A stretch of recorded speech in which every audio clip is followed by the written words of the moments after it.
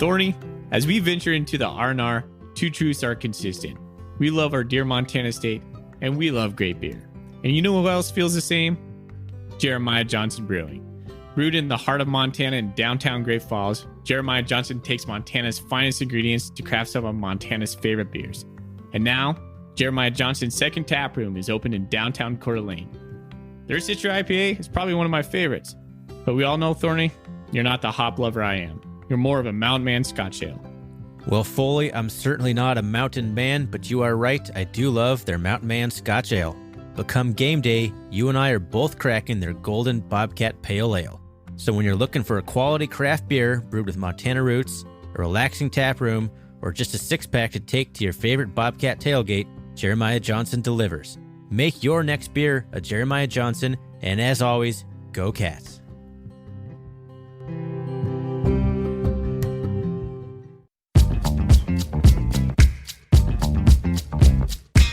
Welcome, everybody, to the R&R Catcast, a fan-based podcast focusing on Montana State athletics.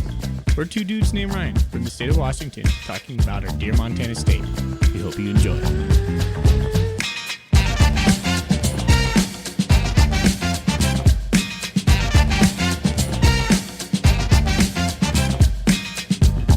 All right. Welcome back, Bobcat fans, and thanks for joining us. My name is Ryan Foley. Join with me is the co-host of this show, Ryan Thornburg. He has a beautiful beard. It's nice and coiffed. I like it, Ryan. Anyways, we are part of the Big Sky Podcast Network.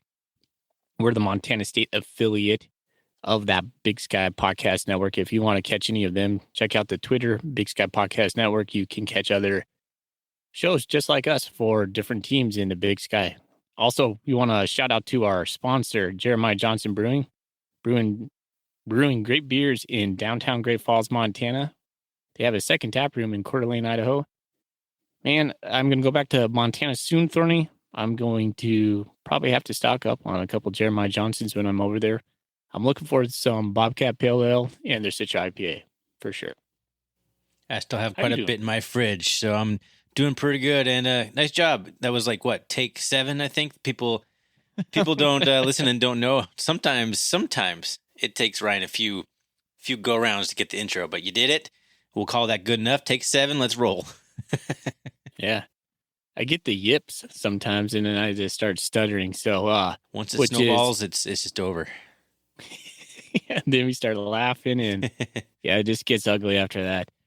Okay, well, thanks for joining us on this episode. We just had our third non-conference game for Montana State Bobcats against... And final. Yeah, third non-conference and final non-conference game against San Diego, the Toreros. So we're going to recap that game today, and then we're going to preview our first Big Sky game against Portland State. We're heading over to Portland, going to play in Hillsboro, Oregon, over there in that fun but soul-sucking atmosphere. Anyways, we'll talk about that too, but that's kind of the gist of our show.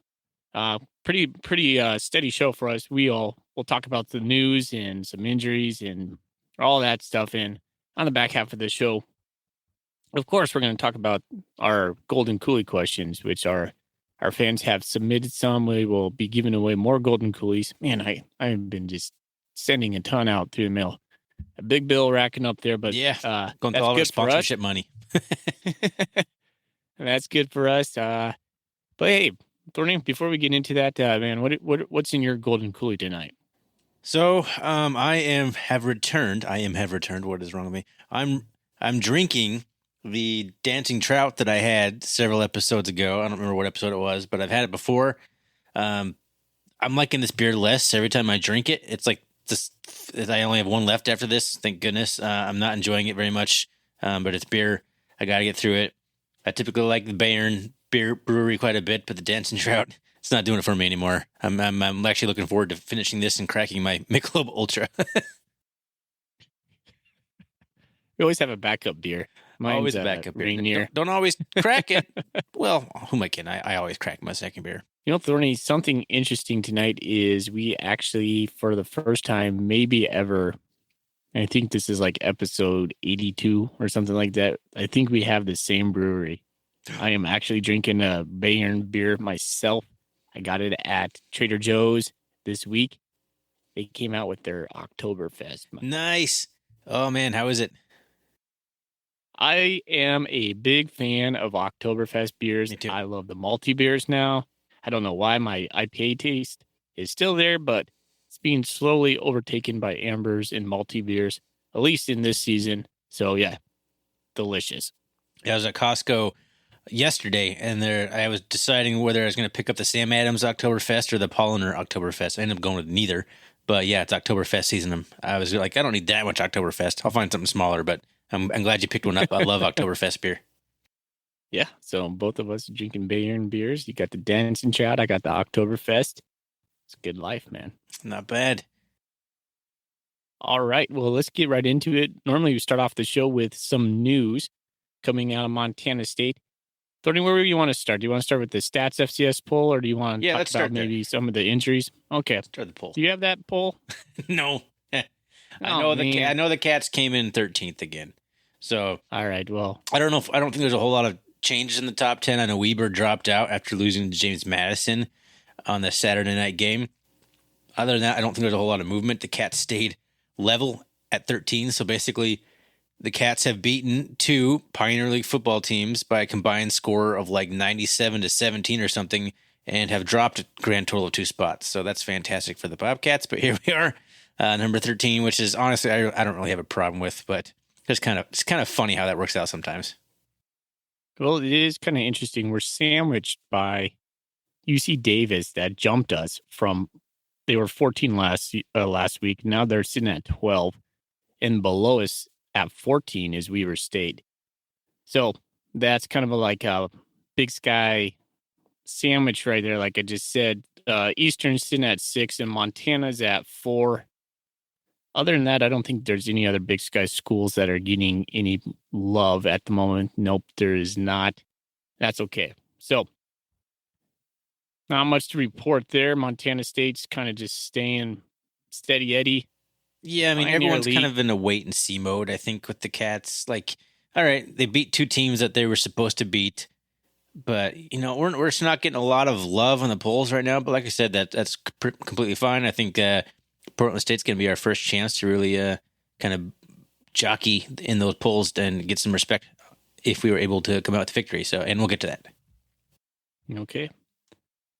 So on other news would be some sort of the injury front. Listen to Brent Vigen today on his presser, and good news, Tyrell Thomas is going to be back for Portland State, and so I'm excited to see what kind of role he fits. That's really interesting. Although Brent Vigen did say, they're going to limit him early with some ideas of, they have a plan for him going forward that will be more detailed as the games go in. But so yeah, nonetheless, excited for Tyrell. And he's definitely one of our best defenders. So I'm excited to get him back on the field. Was it Coulter who asked him exactly how he was going to fit back in? Like, where's he going to come back? Somebody asked. I don't remember who it was, but he didn't really have an answer for that. I don't think he would have told us anyways. No, I mean, he seems like a guy who kind of keeps some of that stuff close to his vest. I am pretty curious to see how Thomas fits back in now that Okada seems to be like the best nickelback in the country. Yeah. We can talk. I want to talk about Ty sure. At length a little bit later on. My man. No, he's my man. Is our man? Can it be ours? Our man. We're the same. We're Ryan and Ryan. The cat right. Man. Hey. Cole Sane, he's looking to probably join again. And that's huge. So it is big, provide some depth on the offensive line. We'll talk about the offensive line too, and some of our thoughts on that. I do have some takes on that. The only other play, he said RJ Fitzgerald is coming along, should come back this season. It turned out it was just an elbow sprain or elbow dislocation, something. Yeah. That looked so gruesome. I never saw it, man. Like I was like looking down or watching something in the crowd when that happened, but I heard the crowd go, "Ooh!" Ugh. Unfortunately, I clicked on the Bobcat Nation. Is it Felix who has the photo magazine? He linked some pictures to it, and I regretted clicking on it. I instantly regret this. Yeah, I was like, oh no, why did I do that? I knew I knew it was gonna happen. But there, I saw it. Don't click on it. So we're getting two players back, but we lose Nolan Askelson. To me, that's a big loss. He said out indefinitely for a couple of weeks. Again, Vigen's been kind of hush. He uses these broad terms like there's a lower body injury. There's two kinds of injuries. There's upper body and lower body. That's it. That's the only kind of injuries Vigen possesses in his vocabulary. Oh my gosh, pretty soon he's just going to be like, it's a body injury that will he's hurt, undisclosed, but he will be out for a indeterminate amount of time, and we're looking to get him back as soon as possible. Is that your Brent Vigen impression? I think it was. It was really bad. It's your first one. All right. He did say, and it's okay. Yeah, Nolan Askelson is a big loss, but he said also Nate Stewart's coming along, and he thinks Nate Stewart's going to be back soon. I mean, honestly, we could probably use him. We have Willie Patterson and Lance McCutcheon have been playing pretty well, but aside of that, the third position hasn't really been producing a whole lot. So good to have somebody back in the fold there in a week or two, maybe hopefully soon. And the other guy he mentioned, Kendrick Bailey, got hurt, who was a transfer safety from a community college who's been playing pretty well on special teams. He got dinged up. I believe that is it for our injury report. You got anything else? I don't. I was just going to see, aside injuries, I wanted to talk about power rankings real quick before we move into our key takeaways from the game. Yep. Did you vote this week? Not this week, no. Oh, man, we switched roles. So my power rankings that I submitted for the Big Sky Podcast Network, I kept the Grizzlies at 1. I put Montana State at 2. I put Weber at 3. Even though they had a tough game, I still think Weber's still legit. They're big. They're fast. JMU kind of took it to them. It was, I think the score was a little closer than actually the game looked. But they scored a couple times later. The mystery team, Davis. So I got them at 4. I put Eastern at 5. I think Eastern's offense is number 1. I think Eastern's defense might be like down in 10-11ville down there. NAU, surprisingly, number 6. I mean, NAU beat Arizona. Oh, jeez. Who saw that coming? Isn't that Alex Eshelman's team? I'm sorry, Alex, if NAU beat Yeah, I think she is a Wildcat. That's got to be brutal. Oh, man. You should get her on sometime. She's new to the Big Sky Conference. She doesn't really know how historically bad Northern Arizona is. Yeah.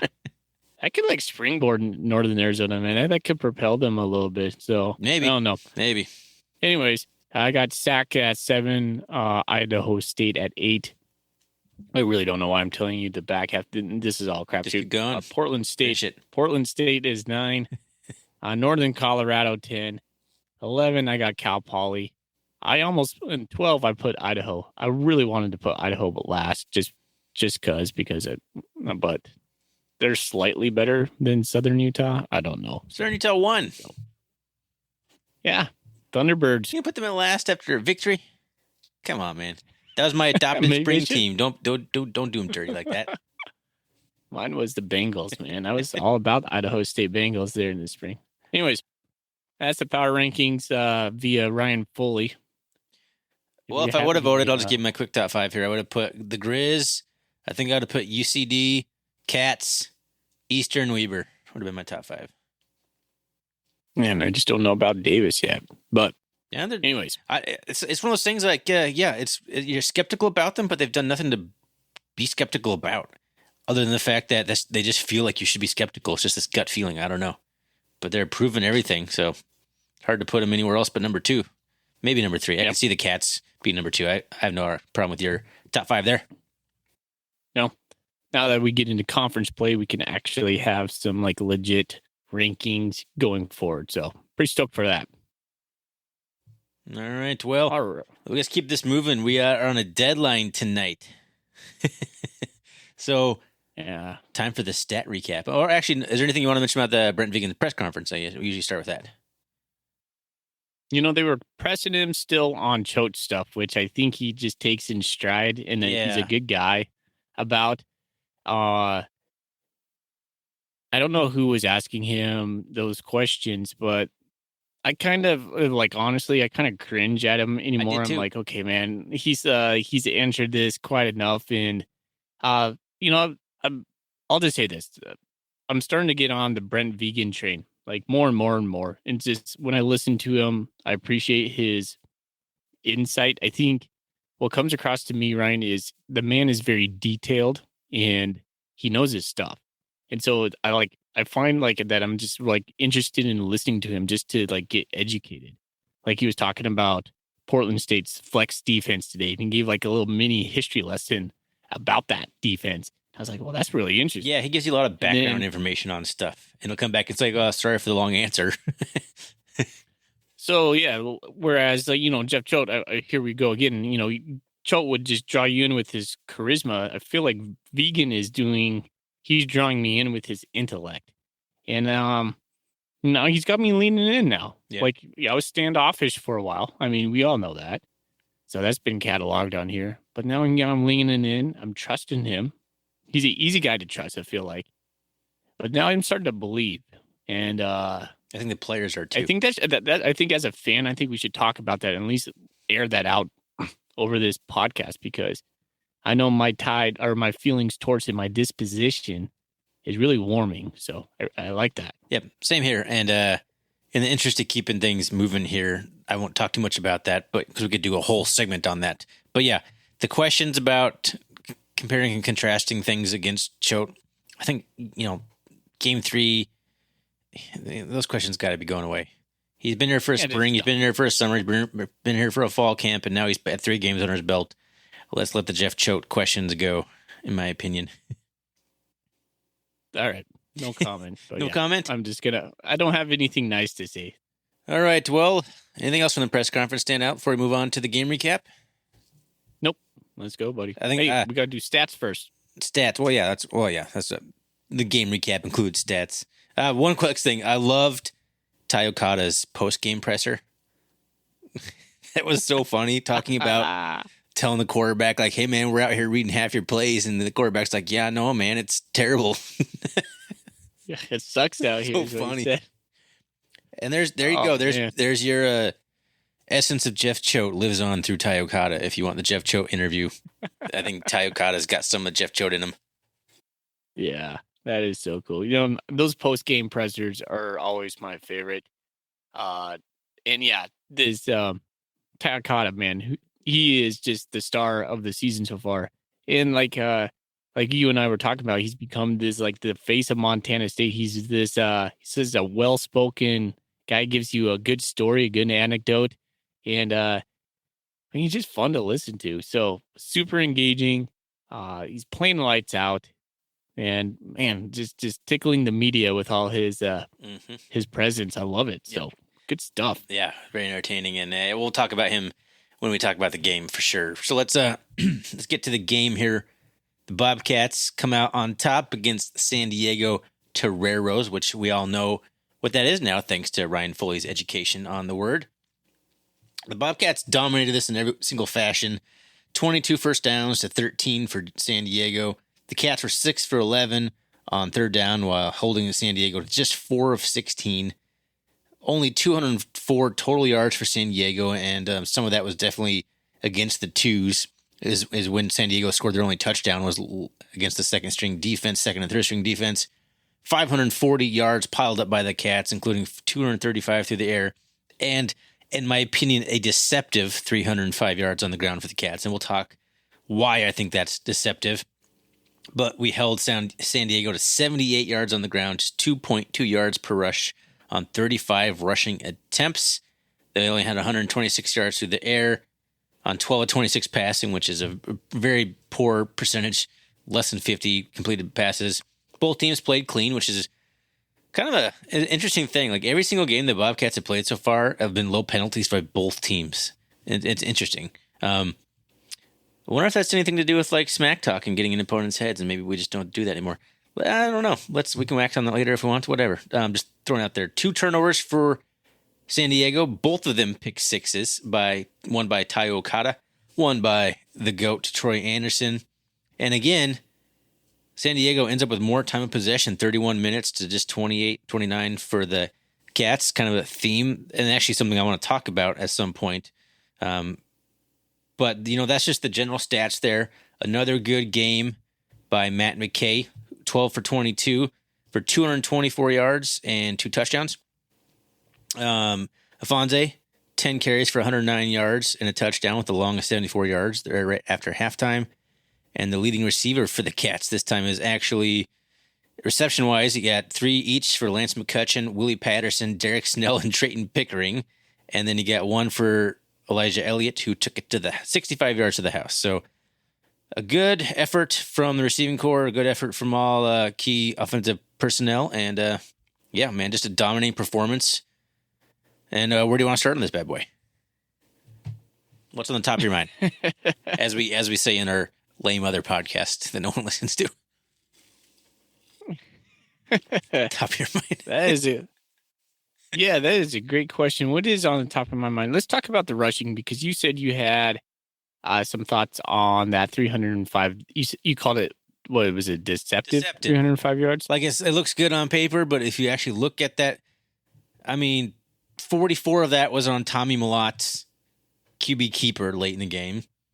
40 of it was Casey Bauman, just being a 6'8", 260-pound, 240-pound, whatever he is, just mowing over a small Pioneer League team. And then, Afonso, 74 yards on 1 carry. You take all that out, and it's pretty miserable.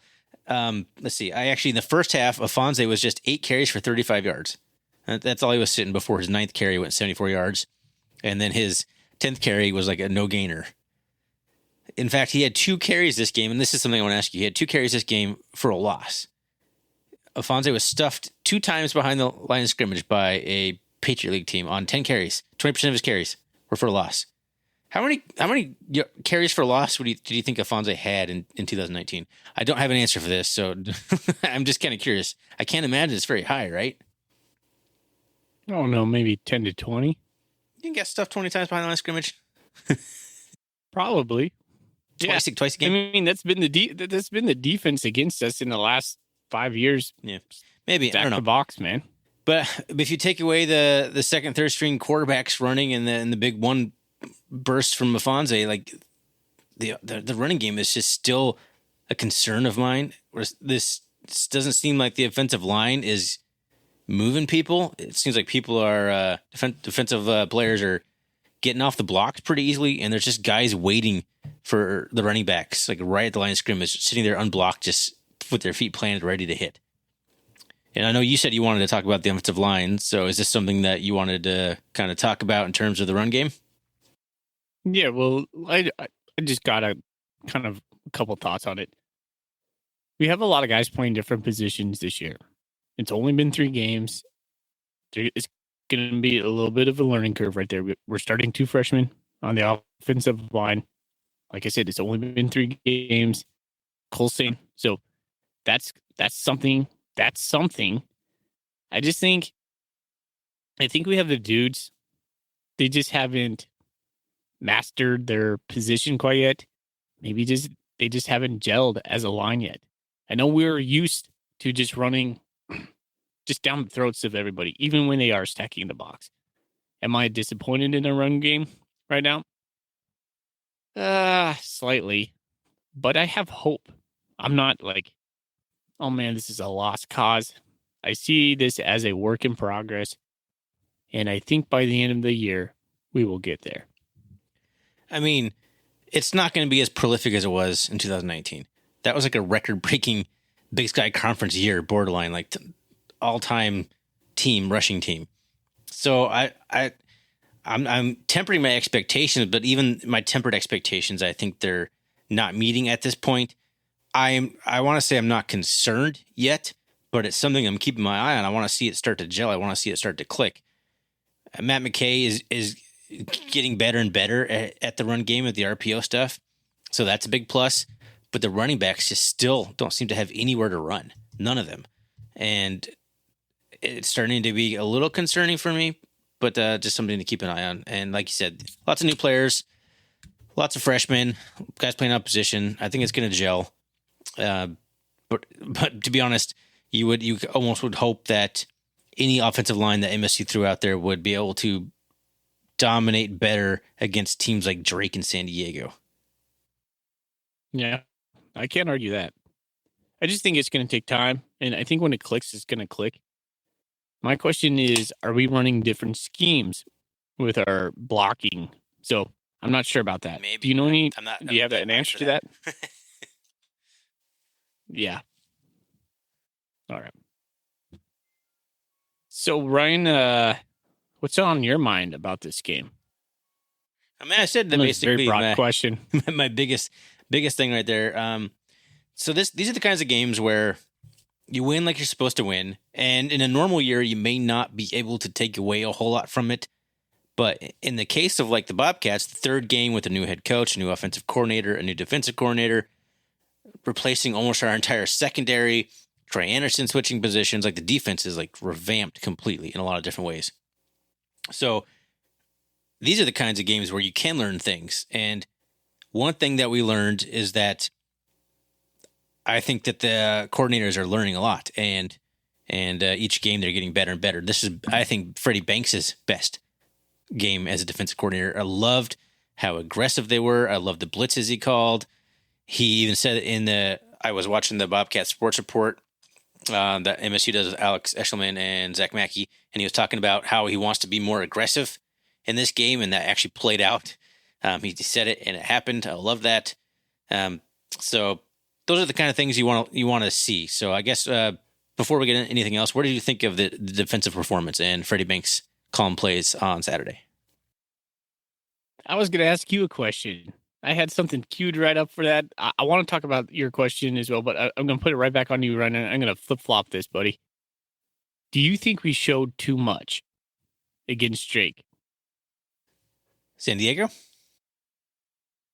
Yeah, the Toreros. Yes, the Drake Toreros. Yeah, the Drake Toreros. I mean, honestly, they're kind of melded into one opponent in my mind too. So I totally get that that thought. I don't know, to be honest with you. That hadn't really occurred to me, and maybe there's more in there. But honestly, it's at the point of the season, man. You can't keep the element of surprise forever. I don't know. I love to see the aggressiveness. So maybe there's more packages. Maybe there's schemes going on there. I don't know. But to answer your question, I do not know, man. How about you? What do you think? Well, I think we could have beat Drake without doing some of the blitz packages that we had. Excuse me. I called him Drake again. The Toreros from San Diego. Beat our most recent opponent. Although I don't know what's more to offer. I kept a couple of notes I kept writing down was, man, I love our blitz packages. I'm having trouble saying that. I loved when I saw Troy Anderson, plug up the middle and Jeffrey Manning coming in behind him, just taking straight shot towards the quarterback because Troy was commanding a blocker. I love seeing guys come off the edge. I love our secondary blitzing. I loved it all, man. I love seeing Amandre get after the quarterback. I love watching Daniel Hardy just disrupt. Chase Benson is such a dude. He is. He's so fun to watch. This interior guy, he's just dominating in there. This game was weird because it felt like it was over like first quarter. So second quarter, it was. I felt it was over after the first series for each team, to be honest with you. After I saw what the Cast did, and after I saw the first series for San Diego where we basically just clobbered their offensive line and hit the quarterback 3 straight times and like knocked him on his butt 3 straight times, like this is going to be a long day. Yeah, exactly. So I don't know. So I'm confused in my mind. Like, I think maybe we did show too much. Maybe we could have held back for Portland State, or maybe Freddie Banks and team have something else in line. So I just don't know. I mean, to be seen. So definitely that's a consideration. One thing I want to talk about defense, though. man, I love the defense. I'm falling in love with our Mm-hmm. defense. I feel that here's the key point. I'm thinking like I was on a run just today, and I do all my long thinking on my runs. Is our defense feels like it's more special because more people are making plays in the defense. And to me, a difference from that is like when you think back to 2019, I felt like it was more the star players getting most of the shine. And now I'm seeing the secondary, I'm seeing the fronts or the front four, the linebackers, everybody's contributing. And not only that, Ryan, they're playing their butts off. Man, they're flying to the ball. I know it's critical Yeah. on Wyoming on that. I'm gonna go back to that. Like I'm just gonna whip myself on that a lot, hopefully. Hey, But holy cow, just the defense is just flashing. I think they're playing fast. Ty Okada talked about it in the press conference. He says, um, everybody's got a job. They all trust it, and they're doing it at 100 miles per hour. No, that was actually Brent Vigen who said that. Um, and he also said we suffocated them with our defense and took advantage of them on offense.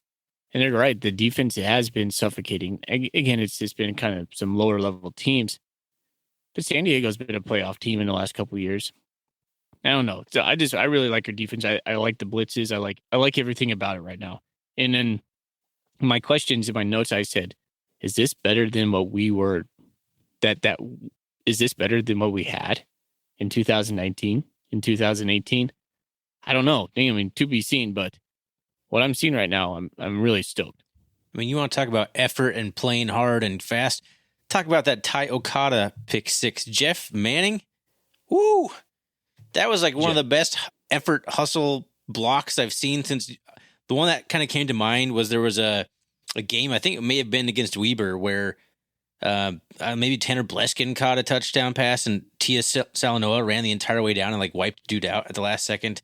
That's like one of those things that comes to my mind. But Jeff Manning, man, just flying, like just sprinting full speed, catching up with everybody and actually passing Okada with enough time to figure out where the defender is at this point, and wipe him out so Ty Okada could score.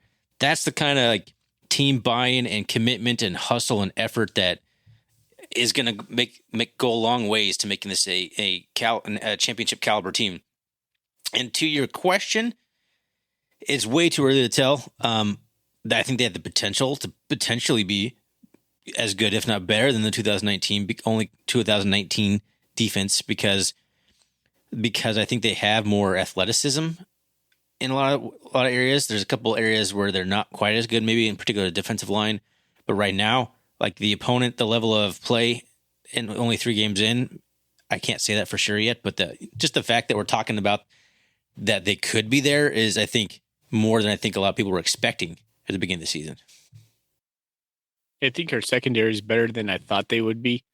We had big questions about losing our big secondary. Jacque Allen, help me out, Braden Thorny. Conkle and JoJo Henderson. Yeah, I mean, a little brain fart for me right there, but I don't feel like we're missing them right now.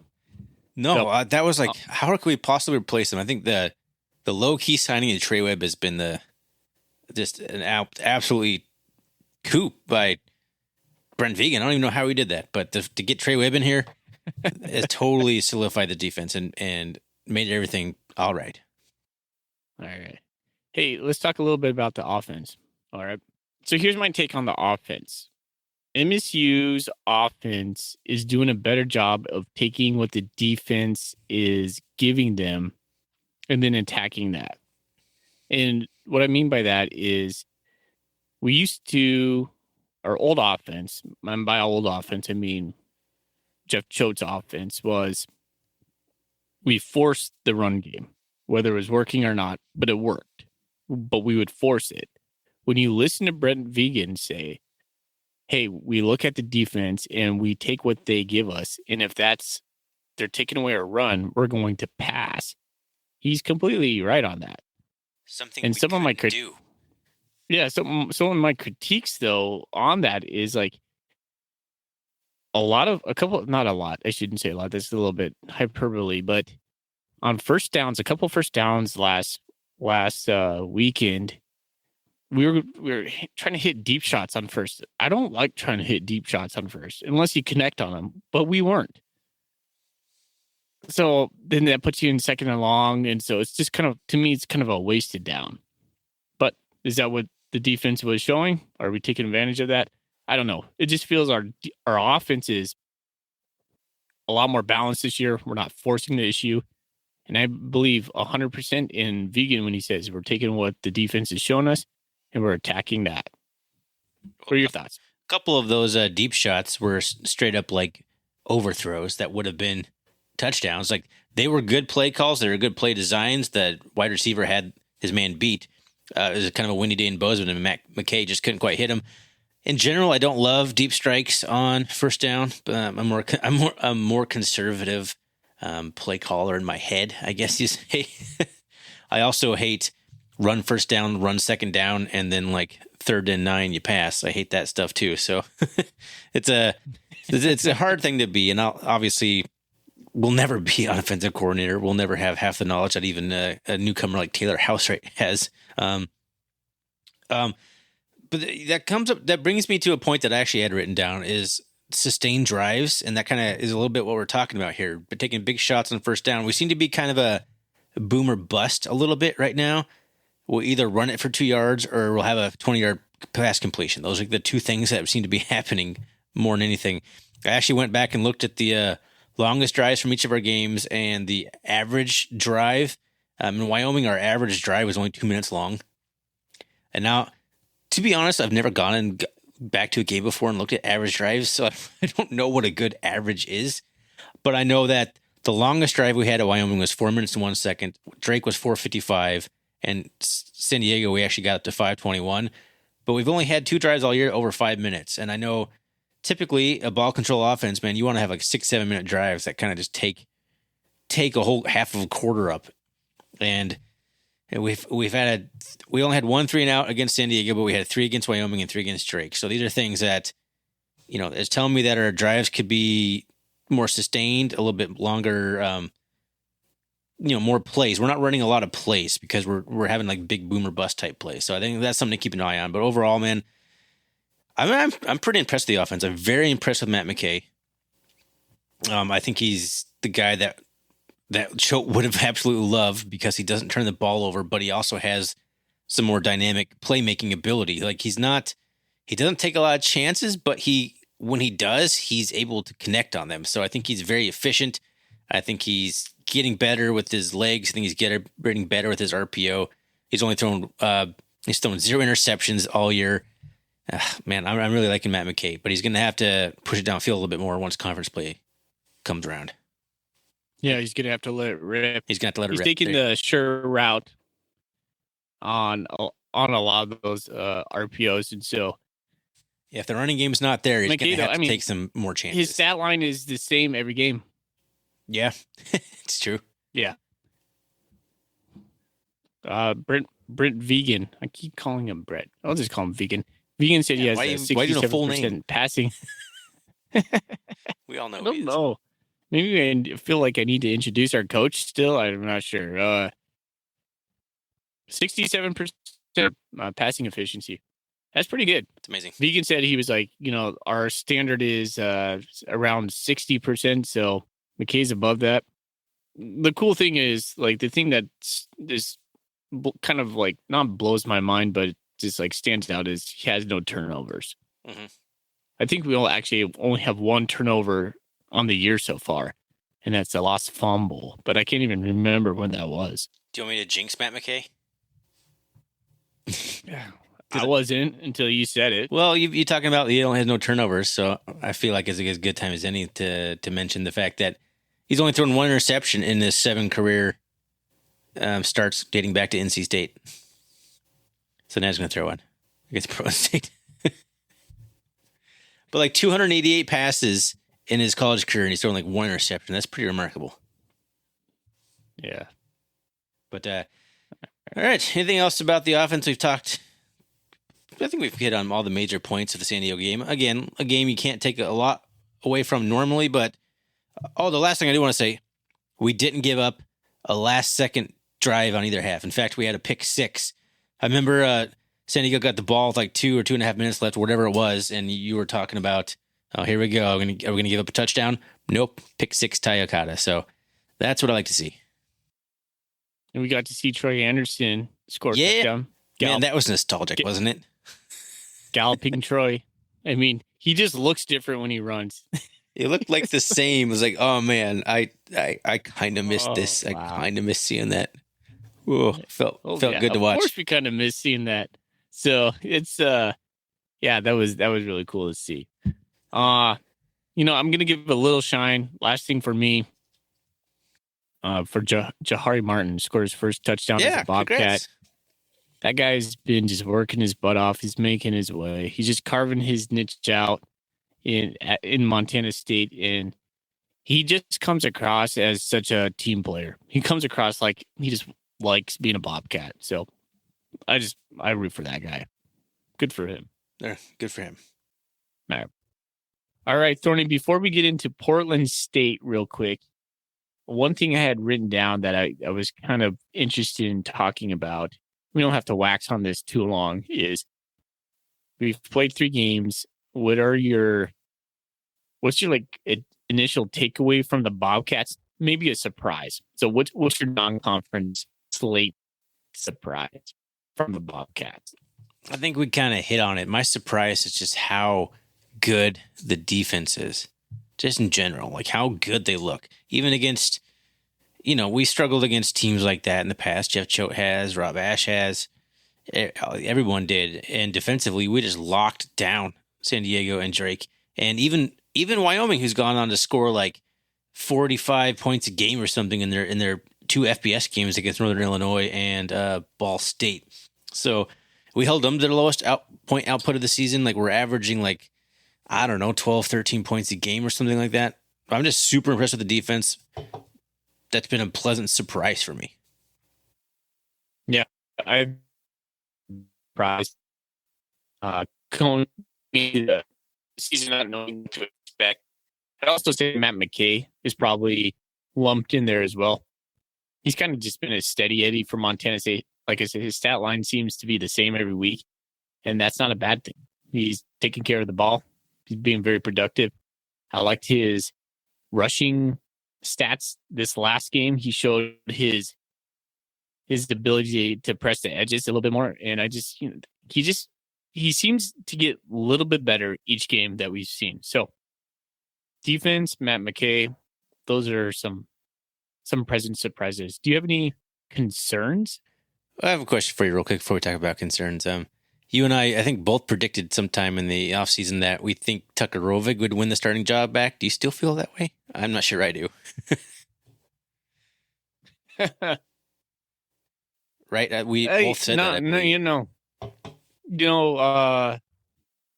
It's too early. As far as earning it back, probably not.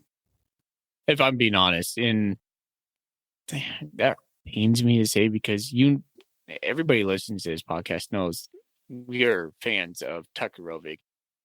He's done nothing to, man. He's just been there. He's done it all. So, no, Ryan. I think it's Matt McKay's job. Unless he gets hurt. I do love. I hope he doesn't get hurt. Yeah, same here. I do love how Rovig has embraced that kind of leader on the bench role, the captain role. Like he's really grown a lot as just a person, as a teammate, and I really got to applaud him for that. So before we move on from that, I just wanted to ask your opinion on that. So concerns. I mean, we've been talking about it. The running game is still a concern for me. Maybe not a concern. That's still a strong word, but something I'm definitely keeping an eye on. And the other one, we've talked about this too, is defensive line depth, but we're rotating so many guys in there. Kyle Rigg going down made me concerned in Wyoming, but we've been just rolling guy after guy in there that they've all been playing well. As long as you got Benson, Hardy, and Amandre Williams in there, like that is a solid enough group that the fourth guy can just plug up blocks, and that's all he's going to have to do at that point. So overall, besides that, I mean, those are the only 2 things that are really giving me any sort of hesitation right now. Yeah, I don't think I need to respond to that. I think I would be exactly the same. All right. You want to move on to the Bruce Barnum free beer for everybody Portland Vikings. Portland State Vikings. He said this weekend, bring said your no. checkbook because there's no more free beer, no more barn beer. He said that there was an interview someone posted, and this like listen to the end. So I went ahead and listened to the end. He said definitely it's not happening this weekend. I'm not terribly far from Portland. I would have considered it if there was free beer involved.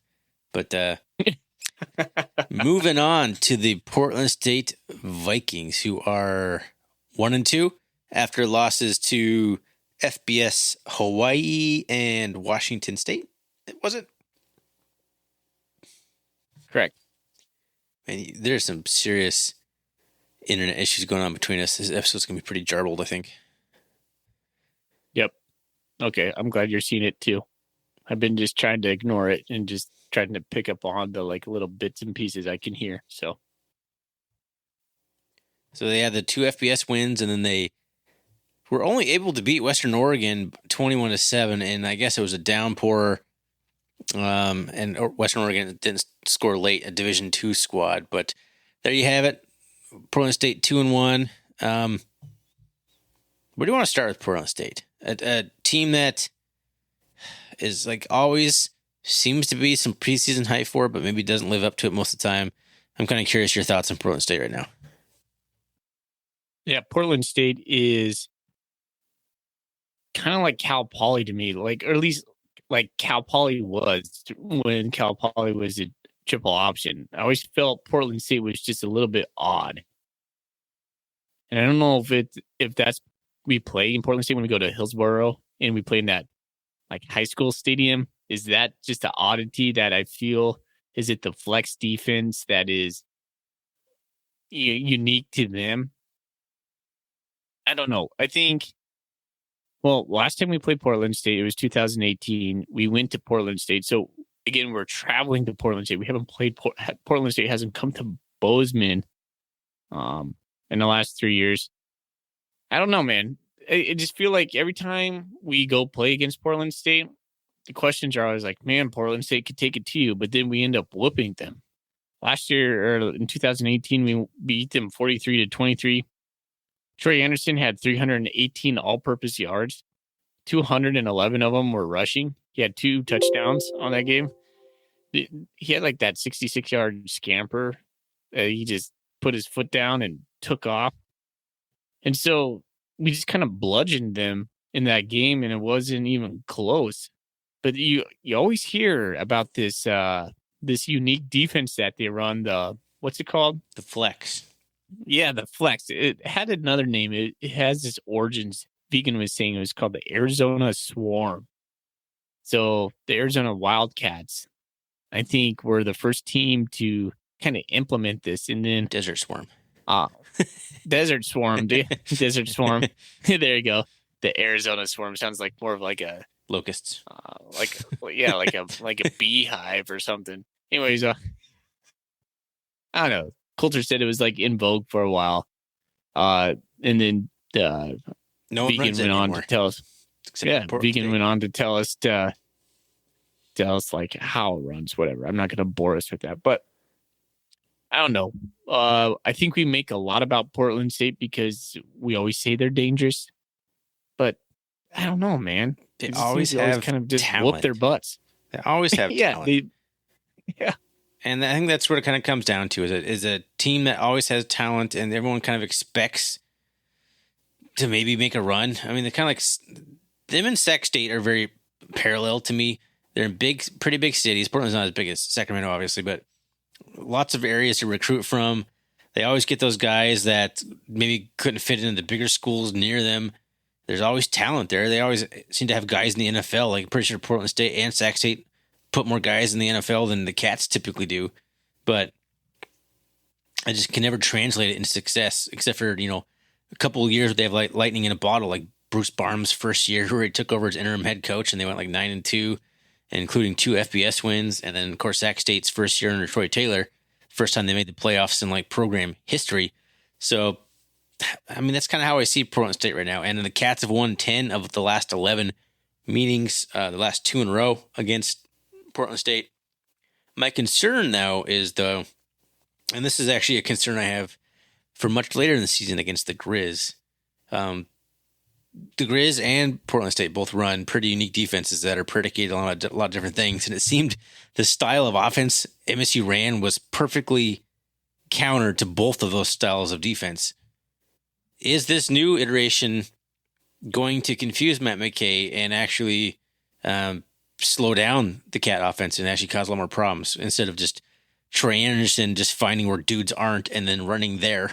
That's basically the offensive plan with Troy Anderson 2018 offense was just run where guys aren't. I'm not sure it's gonna be so simple this time, to be honest with you. Yeah, but it might not be such a huge departure as you're maybe thinking as well. So if we have the coaches that were there, I'm sure they've game planned for this. I mean, however, I did think of that angle as well.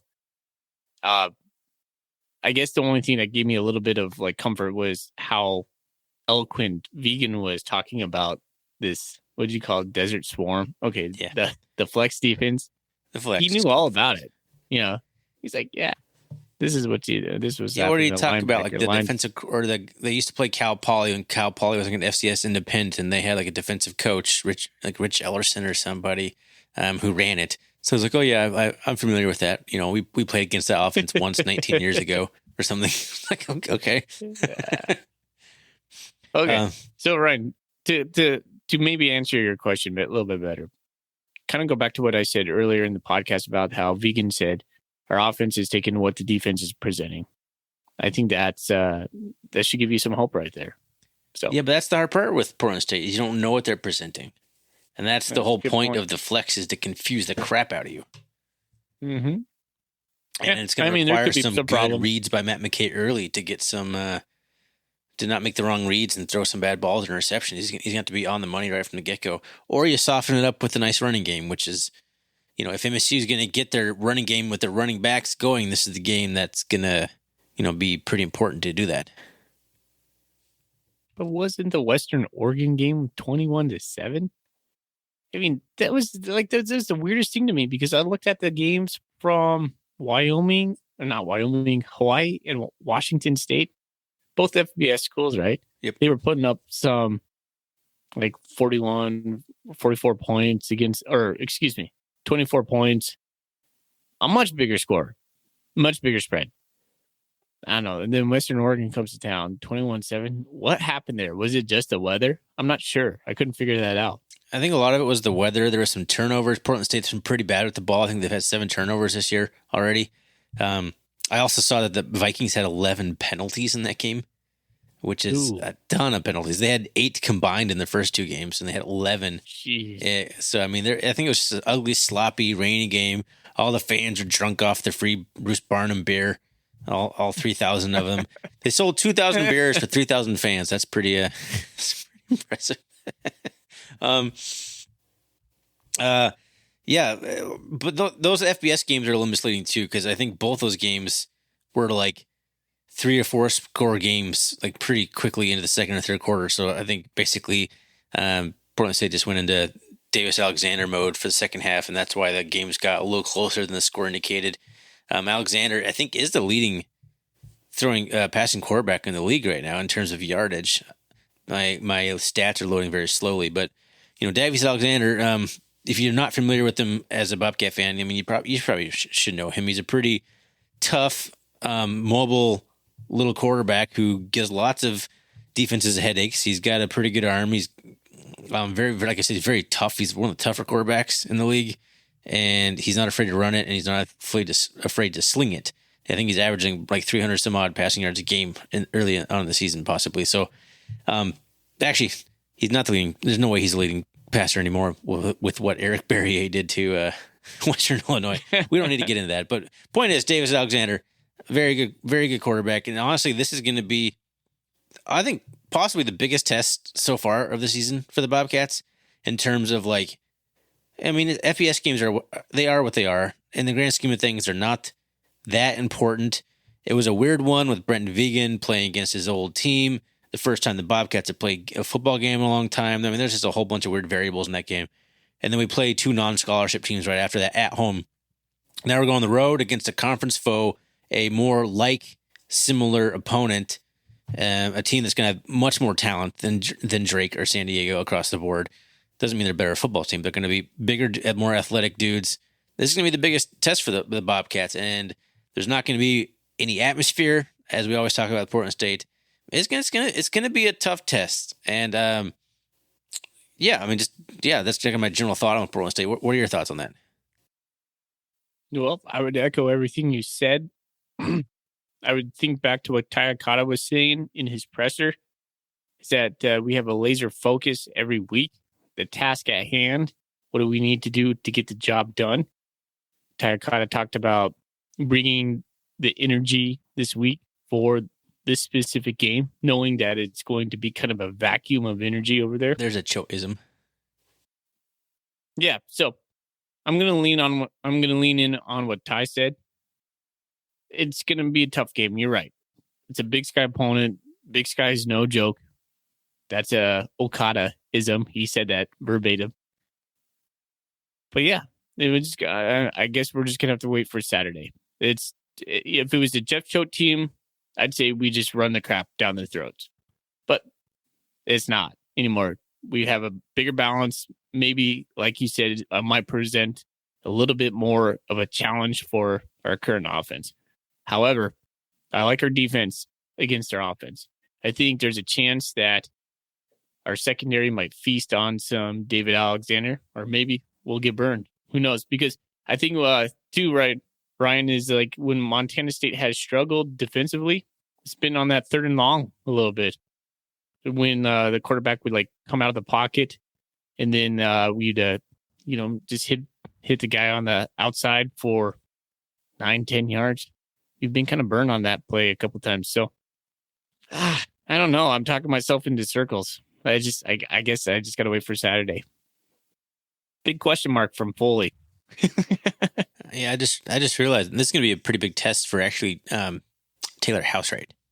I think it's going to be very important play calling in this game. Or, this like you said, Jeff Choate he didn't care who you're playing. They're going to basically do most of the same thing. They're going to run the ball in varied ways and just attack you and be more physical than you. This is going to require a bit more scheming and game planning, I think, on the part of Taylor Housewright.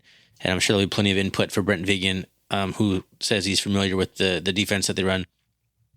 I think David Alexander is going to get some yards. He's going to make Bobcat fans not as confident in the defense as they were. I think in the end, I don't think it's going to be as bad as it looks.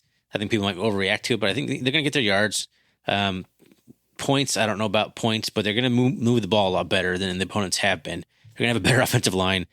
I don't think Portland State has much of a running game. It's going to be basically, if you can control Davis Alexander, you can basically control the Vikings. But they're going to put up a bigger fight, and this is a pretty big test for the young Bobcats and the young coordinators and head coach.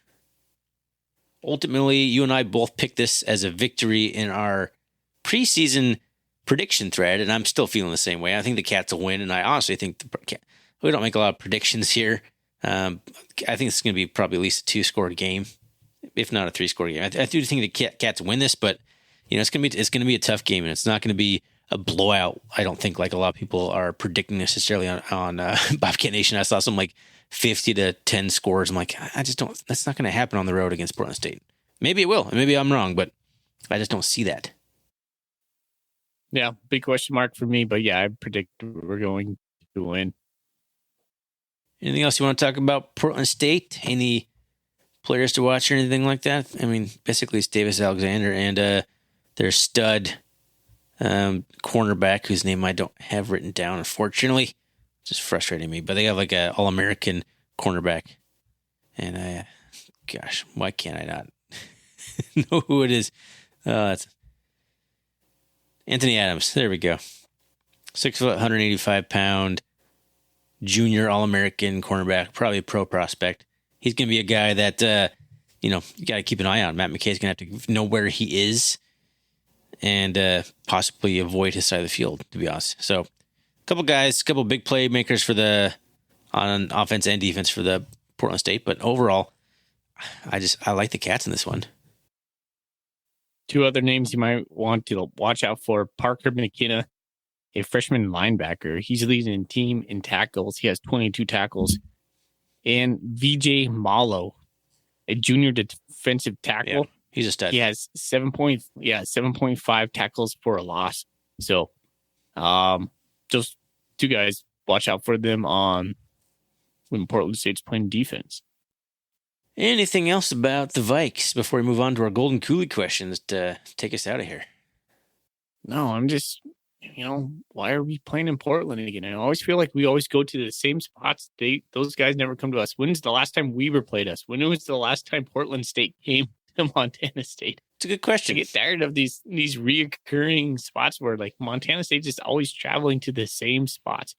And it seems like we always play Portland State like first or second game in conference. So that's supposed to be done now. That's supposed to be every 4 years. You'll play every team at least once home and away. It's not going to be so lopsided, but that just started. So it's like throwing out all the other stuff from last year. It's like, well, you played at Weber State last time. Too bad you're doing it again. And same with Eastern. All right. I feel like I play Eastern in Cheney all the time too. I know, right? Anyway, let's get to some Golden Coolie questions. You got any queued up here? Oh, Technocat, or excuse me, not Technocat, Teton Cat says, will we see the diamond package with Fonse, Elliott, Martin in the backfield with McKay? And then he gave a bold prediction because I encouraged the people to write in a bold prediction as well. Bold prediction: Bobcat defense will make Barney give up beer. Smiley face, laughing face is what he puts right there. And real bold prediction: tight end, wide receiver, running back all have a receiving touchdown. Will we see the diamond package? Afonso, Elliott, Martin in the backfield. Thorny? I don't think we will. That would be kind of cool. Thorny, my question to you is to build on Teton Cat's question, which I really like. What is your ultimate, if you could build a diamond package in the backfield, who would be your 4? Troy. Troy Anderson. There's one. Fonse. Willie Patterson. And yeah, there you go. Say that again. You broke up on my part. So Afonso, Troy, who else? I'm talking about McKay, Troy Anderson, Willie Patterson, Isaiah Fonse. Maybe Charles Brown quarterback instead of Willie Patterson too. I could go either one of those guys. What if we put 4 quarterbacks back there? What if we put McKay, Tucker Rovig, Casey Bauman, and Tommy Millott on the Hey, mine already had 3. Willie Patterson and Troy Anderson were both quarterbacks in high school. So yeah, that's a good question. I really like that one from Teton. It's fun. Yeah, it's fun one to think about. I was still like dreaming of like Troy Anderson and Chris Murray and like Nick Lassane and whoever else was around. Man, we had like such a potential, but Chris Murray obviously didn't make it to his junior year. But wow. Would have been super fun when we're actually still running the diamond formation. I don't think we're going to see a diamond package though, because I don't think that's in Taylor Housewright's wheelhouse. Should be though. That'd be pretty cool. That would be cool. All right. Thanks, Teton Cat. Let's see. We got a different one from DMSU Brew. He only has 18 posts on Bobcat Nation. He's already contributing. I like it. How would you best use Millott? He's behind a bunch of really good running back. He's way too good. It would seem to not be on the field in some way. Bold prediction: Kyle Cotta gets his second straight pick. Nice. Pick 6. Yeah. There you go. Gotta make sure it's the full bold prediction. How would you use Millott? I wouldn't. Yeah, me. Exactly. Not yet. Let him There's learn. nowhere for him to Let him go learn. right now. There's no obvious, like, we're struggling here, so we need an athlete. Like, we don't have the problem anywhere. So you don't know if Tommy Malott can catch the ball. That's not a skill that you just automatically are good at. I don't think he's ever played wide receiver before. Obviously, he can run the ball. I mean, I don't know where you put him, though. I just don't know. You put him at third string quarterback, fourth string quarterback for this year. Put him on special teams. Like, I don't know. There's just nowhere else for him to really go right now. And I agree, he's a special athlete, and I'd love to have him on the field. There's just nothing. There's nothing for him right now. Yeah, I don't think he's better than the people in front of him. And I Not at get this it. stage. You know, like he's a Montana guy. You know, he's a Butte guy, and you know, people rally behind that. That's cool. I get that, but not right now. He's just gonna learn, and he's gonna grow. He's gonna get better, and when his time comes, it's on the bench right now. Unless we're up by like 40, and then let him run the offense. There you go. All right. Bleeding Blue asks us, how do the Cats score their first touchdown, and who scores it? Isaiah Fonse rushing touchdown from like 8 yards. So boring. So boring. It's not a bold prediction. It's what I think is going to happen. Yeah, that's a good point. So, first offensive play of the game, last game against the Toreros, we missed a wide open McCutcheon. Just overthrew him. He would have trotted in for a touchdown. So I'm going to go McCutcheon. I think we're going to go back to the well on that. All right. He also says his bold prediction is Okada and Hardy will be on the Buck Buchanan watch list next week after another impressive performance by both this weekend. Not sure about that. You know, I would say Troy's doing a lot better at the middle or Mike linebacker than he was game one. He seems so much faster, more comfortable, more instinctual. It's been fun to watch him progress in that role. So kudos to Troy. I never thought I would have to say kudos to Troy. Yeah, he's definitely showed some improvement. I mean, that's a fun conversation. I have no idea what it has to do with anything that he just said, but cool. He was talking about Okada and Hardy, but sure. Ooh. So we do have a new bold prediction, not a new bold prediction, but a buy or sell. A new contribution, a Golden Coolie question. Here we go. Cats are us. This is only his or her 9th post on Bobcat Nation. That's a newbie right there. How much of a friendly competition do you think Troy and Ty are having right now? Who will come out on top this week? So we'll start there. I think Ty is embracing it. I think Troy is like, well, whatever, I'm just doing my job. I honestly, I don't think they're having a competition. They're just having fun right now, playing for the Cats, doing their job. Buy or sell. Last week, you guys talked about running backs getting a 100-yard rushing game. I think you left out one person, McKay. That's a good point. I'm buying that he rushes for 100 yards against the Vikings. So that's a bold prediction right there. I like that one. I think it's easy to think that because of how the Bobcats moved the ball last time against Brent State. I'm kind of thinking they're going to kind of go away from that for some reason. I don't know why. I'm going to try and trick the defense and outsmart them and actually get the ball in the hands of some playmakers more than just McKay. So I think I'll sell that. He's not going to get 100 against the Vikings. All right. And for his other question, how much of a friendly competition going on? I don't know. I did hear Troy talk about in his post-game press conference talking about Daniel Hardy, like joking, like, all right, let's you get to the quarterback first, like let's race to the quarterback or something like that. So yeah. I'm sure there's those kinds of games and those competitions going on there. I'm sure there is. Like those are both competitive guys. Who's going to come out on top? Ty Okada, man. I think Davis Alexander is going to make some miscues and they're going to land right into Ty Okada's hands. He'll have an interception. I hope so. I hope so. I hope so. And I also think Trey Anderson's going to lay out Davis Alexander at some point, too. I love watching Troy. Man, kind of a parting thought. This is our last season of Troy. Yeah, it is. And we're not really talking about him at length on every episode. It's kind of a weird way to end it in the career, I guess. The normal middle linebacker. Did we have any from the Twitter sphere?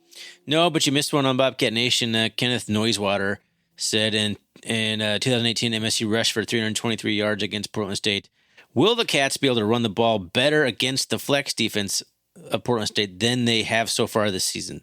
So he's not asking us if we'll match the total. He'll ask us if this will be our best rushing performance this year. And I will say yes, because I think it needs to happen. So I have faith that that's how the Cats are going to attack and that they'll get the running game going better than they have been. So yes, I think that they will have our best performance, minus the caveat where I was talking about the San Diego game. We did rush for over 300 yards. I don't think we'll get 300 yards against this game, but I think it'll look better. I think it'll be not like, Tommy Mellott rushing for a 45-yard touchdown against, late in the game where he's a fourth-string guy coming in. I think it's going to be legit. Maybe not as many yards, but we'll look better. For the sake of ending this episode, I'm going to agree with 100% of what you just said. I also think Elijah Elliott will have a good game. So, There's my bold prediction. Elijah Elliott, touchdown. Touchdown. May not be a bold prediction. I can't think of one. I kept going all week. I was like, man, I can't think of a bold prediction for this game. My bold prediction for last game, Jaden Smith catching a touchdown, never comes true. I think I've felt like a couple times I've picked Jaden Smith for a bold prediction. We're just not looking his way. He's going to do it. I know. So I'm not going to pick Jaden Smith anymore. What was your bold prediction last week? That we wouldn't give up a touchdown, and we came darn close too, except for our second stringers gave up a touchdown to San Diego in the third quarter, whatever it was. Like we were close. If the Stars were sitting the whole time, it would have come true for sure. That's close. Do you have one for this week? Another pick six by the defense. Wow. I don't know who. Don't care who. That's my bold prediction. Or no, I'm going to rephrase that. Another score by the defense. Maybe a scoop and score. Just a defensive touchdown. Score. Let's go. I want to see one. I've been wanting a scoop and score so much. Especially if it's going to be, I have no idea what the forecast is. If it's kind of a wet game, those are fumbly games. Could happen. Fumble Rooski. All right. I think I know who I'm going to pick, the Golden Coolie. And Ryan, I don't think you have a choice in this anymore because I just send them out anyways. Yeah. But if I have a real big bone to pick, I'll stop you. But otherwise, I'm probably just going to let it slide. It's funny because I kind of rack my brain and I'm like, have I sent this guy a Golden Coolie? I'm going to go Teton Cat. We talked about his question. What was his question? We spent a lot. The diamond formation. Yeah, the diamond formation. Yeah, that one was a good one. That made me like super excited on Bobcat Nation too. I was like, yeah, let's do diamond formation. So no, Teton Cat. Woo! Yeah. Get some applause. That's Teton right. Cat.